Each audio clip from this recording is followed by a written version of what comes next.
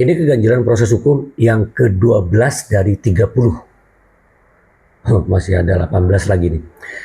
Tentang BA pendapat atau resume atau BA5 dibuat tanpa mempertimbangkan keseluruhan BA pemeriksaan BAP. Sebagai jaksa tentunya sudah memahami peraturan Jaksa Agung Republik Indonesia nomor Perja garis penghubung 039 AJA 10 2010 tanggal 29 Oktober 2010 tentang tata kelola administrasi dan teknis penanganan perkara tindak pidana khusus. Bahwa BA5, BA pendapat, memberikan ringkasan dari seluruh proses penyidikan yang telah dilakukan oleh penyidik agar jaksa dapat dengan cepat memahami pokok-pokok perkara dan membuat dakwaan yang tepat. Faktanya BA pendapat resume itu, BA5 itu dibuat lebih cepat sehingga tanpa mempertimbangkan berita acara pemeriksaan keseluruhan. Dengan mengenyampingkan berita acara pemeriksaan saya yang terakhir. BA pendapat, BA resume itu dibuat oleh penyidik tanggal 1 Agustus 2016. Namun saya di BAP diperiksa kembali tanggal 15 Agustus 2016. Artinya BAP saya ini sama sekali tidak dipertimbangkan yang tanggal 15 ini. Sengaja dipercepat.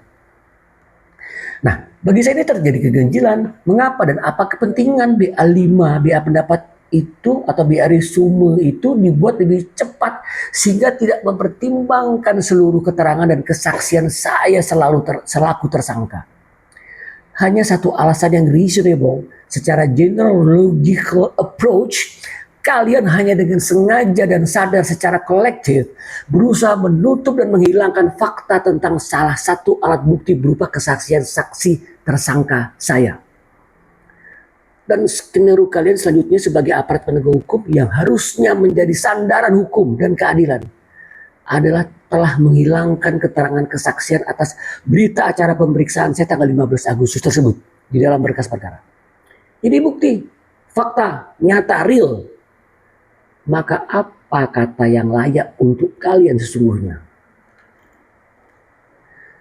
Maksud dan tujuan dari definisi BA5 pendapat atau resume itu sudah sangat jelas dibuat protapnya untuk kepentingan kesimpulan atas kejelasan peran dan kaitannya seorang tersangka. Tidak mungkin kalian jaksa, aparat penegak hukum yang sudah pekerjaan setiap hari biasa melakukan hal ini menjadi tidak profesional. Kecuali kalian memiliki maksud lain. Saya hanya bisa bilang, sebenarnya apa tujuan kalian dalam proses hukum ini? Dengan membuat berita acara resume lebih cepat dengan mengenyampingkan berita acara saya yang terakhir. Sekali lagi, dalam hal ini kalian bekerja terlalu menganggap remeh, menganggap kami mudah untuk ditipu daya. Kalian anggap kasus ini ada di daerah, tidak memiliki atensi.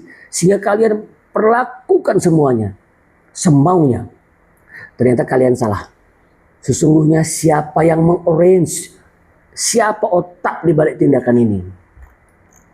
Wahai penyidik Kejati Kalimantan Barat dan hakim di bawah Mahkamah Agung, kalian memang punya kewenangan saat itu untuk mengatur hukum. Namun jika seandainya kalian terpaksa menerima uang demi meringankan atau membebaskan orang yang bersalah, itu urusan kalian.